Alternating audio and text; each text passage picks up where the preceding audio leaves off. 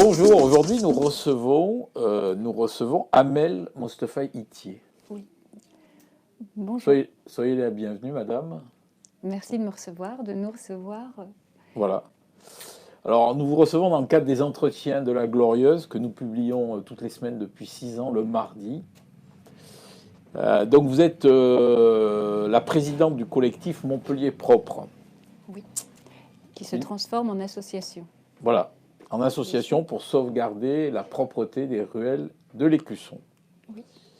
Donc, vous avez un site qui s'appelle montpellierpropre.fr. Tout à fait. Et on invite les gens à aller le consulter pour y déposer leurs témoignages ou leurs photos devant l'étendue des dégâts lorsqu'ils constatent devant chez eux des poubelles débordantes de carton et de détritus divers. On les invite à poster des photos sur ce site et à signaler.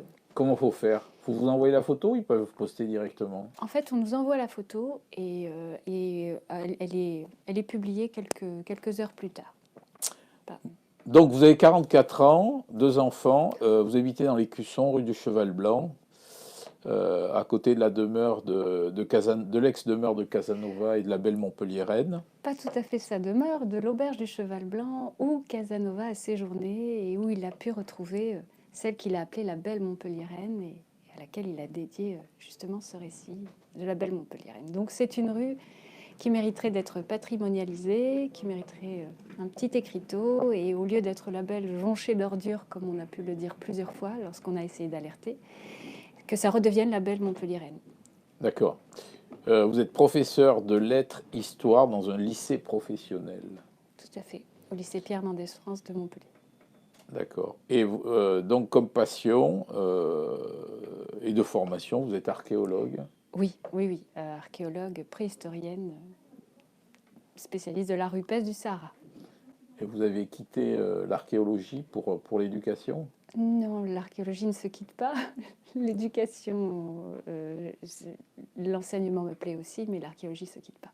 Mais c'est pas ce qui fait bouillir la marmite pour l'instant. Ça se passe bien, l'éducation? Ça se passe globalement bien, mais il y a beaucoup de difficultés aussi en lycée professionnel qu'on peut rencontrer tous les jours. Il y a beaucoup de choses qui ne vont pas non plus. Quel genre de difficultés? C'est toujours En fait, le problème, c'est toujours l'inadéquation entre les mots et la réalité. Et le fait qu'une bonne partie des énergies sont complètement détournées du but qu'elles devraient poursuivre pour, je dirais, du blabla, de l'image. Enfin, je ne veux pas m'étendre dessus en 5 minutes, là, parce que ce serait difficile de le faire. Mais oui, je pense que de la même manière que est bien mal nommée l'opération zéro déchet au sol, quand on voit les résultats, c'est un peu pareil. L'éducation nationale, c'est comme l'opération zéro déchet. J'irai peut-être pas jusque-là. C'est zéro pointé. J'irai peut-être pas jusque-là, mais en tous les cas, je pense qu'il y a de graves questions qui se posent à ce niveau-là, au niveau de l'éducation de nos enfants, et surtout au lycée professionnel, et malheureusement, vous notez combien l'éducation nationale? Vous avez le droit de la noter, l'éducation nationale? Je note pas a priori l'éducation nationale, mais c'est un travers que j'ai. J'essaie toujours d'analyser les choses d'un point de vue à la fois pragmatique, en me disant qu'est-ce qui se passe, mais avec toujours une boussole éthique. Et c'est ce qui me gênera toujours, c'est justement quand au nom de belles idées, finalement, on fait un peu parfois n'importe quoi. Et en ce qui concerne l'éthique, on a ce problème-là. Je ne vais pas rentrer dans le détail pour les lycées, mais on a ce problème-là, en tous les cas, avec la ville, avec l'opération zéro déchet. Parce que c'est d'abord un problème éthique que cette question que ces modalités de gestion des déchets posent, parce que mettre sous le tapis comme ça les saletés dans les petites rues, ça dit... Je parle trop vite. Non, allez-y. Ça dit quand même Enfin, ça signale qu'il y a un problème dans l'appréhension d'une... Je vais bafouiller, d'une grave question, parce que cette gestion des déchets, c'est vraiment une question importante. C'est une question d'éthique? Oui. Parce que vous savez, la municipalité actuelle, quand elle est arrivée au pouvoir il y a 2 ans, elle a dit qu'elle allait rétablir l'éthique. Eh bien, dans ce cas-là, je leur dis que justement, là, c'est le moment de saisir cette question. Là, c'est une question d'éthique. De la même façon que si on envoie nos déchets dans les pays sous-développés, entre guillemets, où les pays, on envoie nos bateaux, nos objets, tout nous reste industriel plein d'amiante dans certains pays. Est-ce qu'on est dans le cadre d'une réelle gestion des déchets durable, éthique? Non. Là, bien sûr, les petites rues, c'est pas le tiers-monde, mais franchement, il y a des moments où, quand nos rues ressemblaient à des arrière-cours new-yorkaises, où qu'on se retrouvait avec des montagnes de déchets, et pas enlevé le soir, tant et si bien qu'il y a eu un incendie rue Massanes. Hein. C'est quand même juste lundi dernier. On se retrouve quand même avec un vrai problème. La question est éthique parce que il y a un autre slogan qui a été beaucoup utilisé, c'est celui Montpellier à hauteur d'enfant. Enfin, je ne sais plus comment c'était. Je crois qu'on va y revenir dans mes questions. Oui. Donc, Alors peut-être qu'on va pas s'étendre là-dessus. Oui. Je vais passer donc à la une de la Glorieuse. Donc le numéro 1018, avec en une propreté. Donc on fait la une sur ce sujet. Zéro déchet, zéro pointé. Voilà. Michael Delafosse, nouvelle Oncle Ben, les Montpelliérains rient jaune. Alors ensuite un article sur le cercle Mozart. Ce n'est pas à Michael Delafosse de nous donner des ordres. Vous savez ce que c'est le cercle Mozart? Non. C'est un cercle d'influenceurs, de chefs d'entreprise montpelliérains. Mozart. Comment? Mozart, c'est Mozart qui a été choisi. C'est joli. Oui. Est-ce qu'ils font de la belle musique dans leur discours? Non, ils veulent mettre en partition la ville. Ah. En partition musicale. Okay. Ensuite, donc les élections au Parti socialiste. On revient sur ce qui s'est passé à Montpellier. Il y avait des élections nationales. Ça vous a pas échappé? Non, ça m'a pas échappé. Ça vous a pas trop intéressé? Si, d'un certain côté, ça m'intéresse, toutes ces élections, mais je vous avoue quand... C'est un peu affligeant. Oui. C'est un peu triste. Bon, on revient aussi sur les histoires de Bouvines. Là, c'est un peu notre... On en a parlé, reparlé. Donc, quand Laurent Jaillot ou le vire Cosaque, Michael Delafosse tourne Kazakh. Un autre article. Voilà, donc plein de dossiers croustillants cette semaine. Comme toutes les semaines, on remarque. Donc, Amel, pourquoi avez-vous décidé de monter une association? Nous avons décidé de monter une association avec le collectif Montpellier Propre parce qu'on s'est rendu compte qu'on n'avançait pas du tout. Cela faisait 6 mois qu'on se battait, qu'on alertait, qu'on appelait les services et régulièrement on nous disait « Non mais vous êtes les premiers à nous dire qu'il y a tel problème ». Combien de fois des gens sont venus nous voir en nous disant « Mais jusque-là, tout se passait très bien ». Donc on est... Vous n'avez pas reçu ça comme un peu du foutage de gueule parce que... Ah si, franchement, on s'est même mis très en colère, je me souviens. Sur les réseaux sociaux, ça circule en boucle depuis 1 an à peu près, tous ces problèmes de poubelle. Sur les réseaux sociaux, oui, sans doute. Et comme je vous disais, je ne suis pas sur les réseaux sociaux. Nous avons fait l'expérience concrète de justement cette expérimentation zéro déchet. On n'a jamais été averti de sa mise en œuvre. On a souligné son caractère abusif en disant qu'on alertait et qu'on ne nous écoutait pas. Et au bout d'un moment, on a fini par nous entendre un petit peu, mais on n'avançait pas vraiment.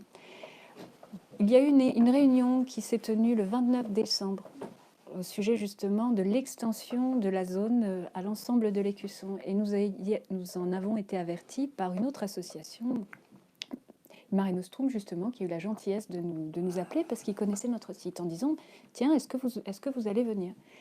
Et nous y sommes allés, il n'y avait vraiment pas beaucoup de monde. Et lorsqu'on a essayé justement de parler de ça, on nous a expliqué que ce n'était pas la règle du jeu, que là c'était une réunion d'information. Et je vous avoue que tout ce qu'on a trouvé à dire, c'est que dans ce jeu-là, en tous les cas, nous on était les quilles et qu'on n'avait pas l'intention d'accepter ça, d'autant que l'idée c'était vraiment d'étendre. Or, on faisait l'expérience concrète que c'était catastrophique et on avait beau jouer les Cassandres, personne, enfin de toute façon c'était justement parce qu'on était Cassandre pour eux, ça n'a servi à rien. La catastrophe annoncée a bien eu lieu dès le 4 janvier. En se baladant dans les petites rues, on a pris des tas de photos, c'était catastrophique dans tous les cuissons. Catastrophique. Et alors de quoi souffre précisément le centre-ville de Montpellier? Au niveau de la propreté, vous voulez dire? Oui, de la propreté et en général. De manière En tous les cas, pour la propreté, qui est effectivement l'angle qui nous intéresse là maintenant, parce que c'est vraiment des nuisances terribles qui nous sont infligées, c'est justement l'idée que pour laisser libre de tout déchet les grands axes ou les zones qu'ils peuvent considérer comme touristiques, finalement, on met la poussière sous le tapis. Et c'est comme si, j'en rigolais, c'est comme si on apprenait à un enfant à faire le ménage en lui disant, mais vas-y, mais tu vas mettre la poussière sous le tapis, mais même pas sous ton tapis, tu vas mettre la poussière sous le tapis des autres. Là, c'est exactement ce qui nous arrive. Et on s'est retrouvé avec toute cette montagne de déchets. Et ça, c'est un gros problème parce qu'on ne peut pas mettre dans des petites ruelles les déchets de toute la ville. Donc je pense qu'il y a un vrai problème de responsabilisation aussi des gens, et ça avec l'association Écusson Saint-Roch. Monsieur Kies l'a déjà évoqué, puisqu'il y a eu plusieurs réunions où on a pu discuter, enfin des réunions informelles dans la rue, où on a pu discuter de cette question et où il mettait en avant le fait que justement, pourquoi est-ce qu'on a changé de modalité de collecte? Il y avait des sacs pour les particuliers, il y avait les commerçants qui déposaient bien pliés devant leurs échoppes leurs cartons. Les commerçants avec qui nous avons pu discuter, qui étaient ouverts, nous ont dit que justement, ils préféraient revenir à cette méthode-là. Alors, mais vous devez être contente parce que maintenant les poubelles de Monsieur Nicolin ne passent plus la nuit, donc elles passent la journée. Donc la nuit, vous pouvez dormir tranquille. Malheureusement, pas du tout, puisque nous, dans les ruelles, c'est justement là où vont se concentrer tous les déchets des grandes artères. Nous, on est entre la Grande Rue Jean Moulin et la rue des Études. La rue Massane draine, je ne sais pas, moi, le tiers de l'Écusson, j'exagère peut-être, mais c'est tellement énorme, l'ensemble des déchets qui arrivent jusqu'à la rue Massane. Et ce n'est plus du coup, puisqu'ils ont enlevé la collecte du soir, ça reste jusqu'au lendemain. Concrètement, d'un point de vue sécuritaire, on l'a vu avec l'incendie de la rue Massane, comme ça peut être catastrophique. Je ne vois pas comment est-ce qu'on peut justifier de laisser comme ça des cartons dans la rue avec les risques d'incendie qui peuvent se produire. D'un point de vue sanitaire non plus, on va nous laisser, et on nous a déjà laissé avec, mais on va nous laisser, lorsqu'il fera de plus en plus chaud, et je rappelle qu'il y a un réchauffement climatique quand même qui commence à être bien compris par tout le monde, on va se retrouver avec des déchets, parce que les gens ne laissent pas que des cartons, ils mélangent tout, et on va se retrouver avec ça dans des petites ruelles où on a déjà justement toutes les bouches des climatisations. Donc, je le disais en plaisantant à certains de nos interlocuteurs, mais il n'y aura pas besoin de chercher du côté de Wuhan pour savoir pourquoi il y a des problèmes sanitaires dans Montpellier. On trouve des rats, des cafards, même en plein hiver. Enfin, il faut quand même pas exagérer. Il y a, je sais pas exactement comment vous le dire, mais je trouve ça tellement... Mais c'est incroyable parce qu'il y avait un système des collectes d'ordures qui fonctionnait bien. Donc, il y a le grand architecte là, du zéro déchet, François Vasquez, là, qui est un peu en difficulté avec le maire et ses copains écologistes. Donc, il y avait un système qui fonctionnait bien et on l'a cassé, on a mis un autre système. Alors, c'est ça en fait. Sans doute ça. Après, justement, toutes ces bisbilles entre politiques, nous intéressent pas du tout. Nous, on pense la politique d'un point de vue beaucoup plus noble pour le coup, peut-être parce que justement, nous sommes à l'extérieur, je sais pas, mais en tous les cas, nous, le fait d'avoir changé le mode de collecte a sans doute été fait pour une bonne idée, l'idée de mieux collecter, etc.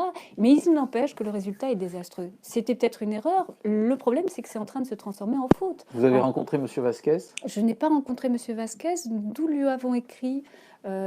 Mais en fait, pour moi, justement, quand j'entends un peu dire tout ça, je n'ai pas envie de... C'est pas une personne en particulier que j'aurais envie de mettre, surtout si elle se trouve en difficulté par ailleurs. C'est lui qui manage la politique zéro déchet. Et j'aimerais bien rencontrer M. Vasquez avec notre association. Nous aimerions tous le rencontrer. Et de la transition,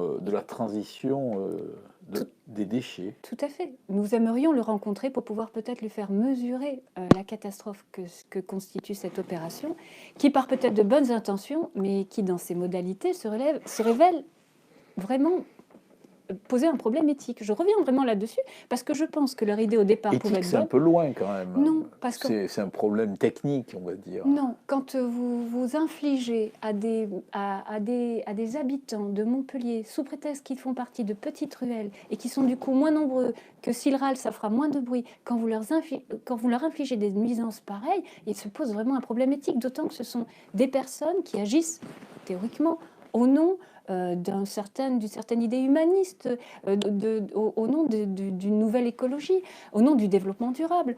Je ne vais pas leur faire, en tant que prof, le petit schéma du développement durable qui ne peut être qu'éthique, viable, etc., parce que ce ne sont pas des enfants, loin de là. Mais quand même, c'est pour ça que je dis que c'est un problème éthique. Mais ça, c'est sur le papier, c'est sur le papier, madame. Vous savez très bien que la confrontation avec la réalité, oui, c'est mais autre le chose. problème, même au-delà du fait que je vous dis, on a été bien déniaisé, mais au-delà du fait, si le but c'est d'être pédagogue et c'est d'être efficace, si le but c'est de pouvoir transmettre ça à des enfants, justement, Montpellier à hauteur d'enfants, moi mes enfants, ce qu'ils ont vu c'est des poubelles, des gens qui pissent partout, je suis désolée pour la vulgarité de mes propos, des odeurs qui n'en finissent pas parce que les poubelles n'étaient jamais enlevées, jamais de nettoyage en dessous, et de leur dire que ça c'est de l'écologie. Ça quand même vraiment C'est fort de café, quoi. C'est fort de café, surtout c'est vraiment contre-productif. Or, je pense, et je veux bien croire, étant encore en partie naïve, que ces gens, quand ils prennent ce genre de décision, ont un horizon qui se veut humaniste, ce qu'on veut. Je me trompe peut-être, ou je me trompe pas, peu importe. En tous les cas, même si ce n'est pas le cas, leur boussole doit quand même être largement éthique. Et pour le coup, ils ont intérêt à entendre les voix des riverains de Montpellier. D'autant que c'est même pas, excusez-moi pour la vulgarité, emmerder que quelques personnes ou trois immeubles, ça a un impact sur toute la ville. Ceux qui font l'identité de Montpellier, ce sont ces ruelles. Je suis désolée, c'est pas les avenues marchandes, même si elles sont très belles aussi. Hein. Je veux pas mettre les commerçants en opposition avec les riverains, mais ce qui fait l'identité de Montpellier, ce sont ces ruelles.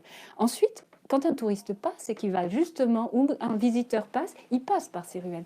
Autrefois, à l'office de tourisme, on passait par la rue Massagne. Avec ces poubelles, on ne passe plus.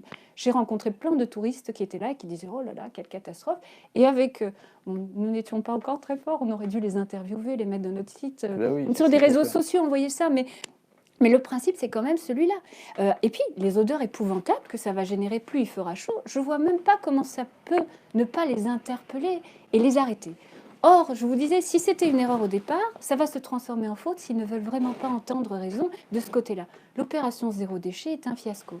Et les ruelles de l'Écusson n'ont pas vocation à porter les bêtes. Ça, c'est un fait, il faut qu'ils les enlèvent. Pas seulement dans quelques rues, nous avons été quelques-uns à pouvoir bénéficier du fait qu'on les enlève dans quelques rues. On les remercie, même si on a encore les poubelles. Mais au moins, on n'a plus ces odeurs qui n'en finissent plus. Est-ce que vous avez l'impression d'être entendu ? Eh bien, écoutez, j'ai envie de vous dire que nous ne sommes pas entendus en réalité. On peut poliment nous recevoir, on peut nous dire voilà, nous vous avons entendu, mais c'est pas ça entendre les gens. Et je pense que c'est un problème qui va bien au-delà juste de la question de la propreté, puisque je vous dis, cette question, je vais me répéter, hein, je vais être lourdingue, mais elle est vraiment éthique et j'y tiens, nous y tenons. Elle est vraiment sanitaire et sécuritaire. Je dis plus rien. Elle est patrimoniale et puis elle est civique. Le socle de confiance sur lequel justement est basée la relation, même avec des Montpelliérains naïfs, c'est quand même l'idée qu'ils sont en charge de la propreté dans la cité, de la sécurité, du fait qu'on puisse y vivre de manière décente. Parce que pour le coup, là, je ne veux même pas parler d'apaisement ou quoi que ce soit, de décence. C'est indécent de laisser les choses en l'état. Est-ce que la ville est apaisée ? Concrètement, moi, je ne me sens pas du tout apaisée. Lorsque je sors, encore là, ça va mieux. Je vous dis, on a enlevé les bennes, il reste les poubelles. C'était le slogan, hein, la ville apaisée. Oui. Vous vous en souvenez ? Bah oui, mais c'est ce que je vous dis. C'est là où ça pose un... C'est là où c'est un problème d'éthique. Mais c'est un problème d'éthique, un problème de mots. On utilise des mots, pareil pour l'expérimentation. Les mots ont un sens et je veux bien croire que parfois on s'amuse à les torturer dans tous les sens. Mais au bout d'un moment, le résultat est désastreux. Et les gens, même les gens de bonne volonté, finissent par être à ce point désespérés. Et on en était... Il y a eu des moments où on était désespérés. On nous disait c'est la lutte du pot de terre contre le pot de fer. Mais c'est pourquoi on s'est monté en association en se disant que non, on n'allait pas devenir fataliste et que justement, à partir du moment où ils ont décidé d'étendre cette opération, on s'est dit, bon, ben, là, les autres Montpelliérains vont vite le comprendre que c'est vraiment pas... Et que c'était l'occasion justement de pouvoir enfin leur faire entendre raison. Est-ce que vous pouvez me parler en 2 mots, là, parce que vous êtes bavarde? Pardon, Non, mais désolée. J'espère être claire, parce que bavarde, oui, je suis, mais claire. de la réunion d'avant Noël sur les déchets. Je vous dis, c'était une réunion, ça avait un côté à la fois comique et à la fois vraiment, c'était vraiment, je suis désolée pour le mot, mais le mot qui me vient, ça avait un caractère malsain, parce que d'inviter des gens, nous n'étions que 10, entre Noël et le jour de l'an, nous avertis au dernier moment. Justement, nous n'étions pas une association, donc en fait, nous n'avions pas voix au chapitre. C'est aussi pour ça que nous nous montons en association, pour que désormais on nous invite à ce genre de raout. Et c'était aussi cette espèce d'inadéquation finalement entre le discours tenu et la réalité. Franchement, on pouvait se penser enfin, je suis désolée, hein, je ne sais pas si... Il y a un problème au niveau de l'appréhension de la réalité concrète, c'est-à-dire ce que vivent les gens. Et par exemple, d'entendre dire que oui, les règles du jeu, c'est d'entendre le discours et après éventuellement de poser quelques questions, alors qu'on avait déjà en main, puisqu'on était les cobayes de cette expérimentation, on avait déjà des choses à amener, et personne n'a voulu les entendre. Ouais, On en est sorti. en quelque sorte, vous avez de la chance parce que c'est chez vous qu'a commencé l'opération zéro déchet. On a de la chance. Vous essuyez les pots cassés. On essuie les pots cassés et puis surtout, je vous dis, cette odeur abominable d'être là-dedans, ça a commencé cet été, il faisait déjà très chaud, on a les bouches je vous dis, de climatisation et on était, on était sonnés en fait. Alors que demandez-vous aujourd'hui, concrètement? Concrètement, l'arrêt de l'opération zéro déchet, le retour aux modalités antérieures, avec amélioration bien sûr, rien n'était parfait, et de mettre, en tous les cas, que ce soit absolument sorti de la tête des gens qui sont en charge de ça, de mettre des bennes dans les cuissons. Et si vraiment ils y tiennent à mettre les bennes, ils ont intérêt à les mettre dans les grandes artères et entourées de choses un peu cachées, mais c'est hors de question que les ruelles de Montpellier servent de réceptacle à toutes les ordures de la cité pour cacher quoi? Pour cacher quelle image? Parce que ces ruelles, c'est Montpellier. Et en fait, l'image, les gens, quand ils passeront et qu'ils sentiront l'odeur, ils verront très bien que c'est une ville à deux... C'est une ville presque avec un apartheid, donc des citoyens de seconde zone, ceux des petites ruelles. Vous avez peur de rien, vous, madame? Peur de rien? Non, mais attendez, vous êtes... la semaine prochaine, ça va être étendu à toute la ville, et vous leur demandez d'arrêter cette affaire. Je leur demande, je ne sais pas personnellement, c'est avec l'association, on leur demande d'arrêter cette affaire parce que ça rate complètement l'objectif qu'ils se sont fixés, qui est un objectif noble en soi. On est pour que les déchets soient triés, on est pour que la ville soit propre, c'est une évidence. C'est tellement évident que les Montpelliérains sont d'accord avec ça, que faire sur leur dos de régresser, parce que là, pour le coup, au niveau de la propreté, on a régressé. C'était bien mieux avant. Parce que vous avez vu, là, il y a eu une approche coercitive. Là, on a placardé sur toutes les portes, comme quoi, si vous étiez pris en train de sortir des cartons, vous aviez des amendes de 135 €. J'ai plusieurs commerçants qui m'ont appelé en me disant, nous avons eu des amendes. Je sais. Et c'est malheureux que des commerçants aient à payer, justement, finalement, une opération qui rate à ce point son objet et qui mériterait, puisqu'ils ont fait une expérimentation, qu'ils en tirent les conséquences. On a servi de cobaye, que ça serve à quelque chose. On ne leur demandera pas de dommages et intérêts, mais quelque part, pour tout ce qu'on a subi, et franchement, 6 mois d'odeur pareille, je pense que peu de gens à Montpellier auraient accepté de les subir, comme le subissent aujourd'hui tous les riverains des ruelles. Donc, alors, bon, le maire est très à cheval sur une gestion écologique de la ville. Comme nous-mêmes. Hein? Et justement, parce qu'on fait quoi? Eh bien, je pense qu'il faut repasser. Après, je ne suis pas une experte en la matière. Au début, on avait tendance, quand on nous disait justement, mais alors, qu'est-ce que vous proposez? On disait, mais on n'est pas à force de propositions. Nous sommes des riverains. Et finalement, on s'est rendu compte qu'il fallait qu'on amène des propositions, parce que sinon, on nous opposait ce qui paraissait être des arguments, mais en fait, ce n'en était pas. Et c'est pour ça que je vous remercie vraiment de nous avoir invités. Et si j'ai été lourdingue avec le côté éthique, sanitaire, etc., c'était pour expliquer, parce que ce sont des arguments qu'on n'a pas cessé de nous opposer. Et au bout d'un moment, on nous a dit, bon d'accord, on ne va plus parler de ces arguments. Mais c'est les arguments qu'on sert au reste de la population de Montpellier. Et le temps que ça fasse son chemin, on va être en plein été et ça va être... Il y a l'odeur d'urine aussi dans les rues. C'est catastrophique. C'est catastrophique. Sincèrement, c'est affreux. Et nous, on habite à côté de Luche. Donc, on avait en plus les odeurs de Luche, et heureusement. C'est qui Luche? C'est une espèce, pardon, je suis pas une espèce, c'est une entreprise, excusez-moi, c'est une entreprise qui fait des savons, des choses odorifantes qui sont. Ça relève le niveau olfactif. Ben, en général, ça piquait un peu le nez, mais là, quand il y avait toute l'urine, merci à Luche, parce que ça couvrait, mais même comme ça ne pouvait pas couvrir. Bon, alors il y a le slogan donc Montpellier à hauteur d'enfant, là vous avez évoqué tout à l'heure. Les enfants, ils... J'ai mes enfants, sincèrement, et à hauteur d'enfant, on a justement, à un moment donné, on voulait presque faire une manifestation avec les enfants, en disant voilà, à hauteur d'enfant. C'est à hauteur d'enfant ou hauteur de poubelle? Ben, sauf à imaginer que nos enfants ne doivent voir l'avenir écologique de Montpellier qu'à cet horizon-là, celui d'une poubelle qui pue, avec plein d'urine partout, celui de gens qui vont mélanger tout et avec des déchets qui vont sortir de partout. Oui, effectivement, si c'est ça le slogan. Ben... Et donc cette politique zéro déchet, c'est une faute ou... C'était au départ, je pense, une erreur. C'est devenu une faute à partir du moment où déjà on ne nous a pas entendus et où on l'a quand même étendu, cette opération, selon les mêmes modalités. Ça veut dire que tout ce qu'on avait dit, on avait, je ne veux pas dire l'expression grossière qui correspond, mais en gros c'était vraiment ça. Ça n'avait servi à rien. Et ça, j'avoue que ça nous a passablement remonté, parce qu'on s'est dit, quand même, le nombre de courriers, de mails, de discussions qu'on a pu avoir, les photos, d'interpeller. Alors c'est vrai qu'on n'était peut-être pas très fort en matière de mise en avant des choses, mais je pense qu'on était quand même suffisamment clair. Et pour des gens qui ont à cœur la propreté dans notre cité, on avait quand même fourni suffisamment d'éléments pour leur dire qu'on ne pouvait pas l'étendre en l'état. Voilà. Très bien, ben écoutez, je vous remercie. Ben, c'est moi qui vous remercie de nous avoir permis d'exprimer tout ça, et puis pour vos questions. Merci.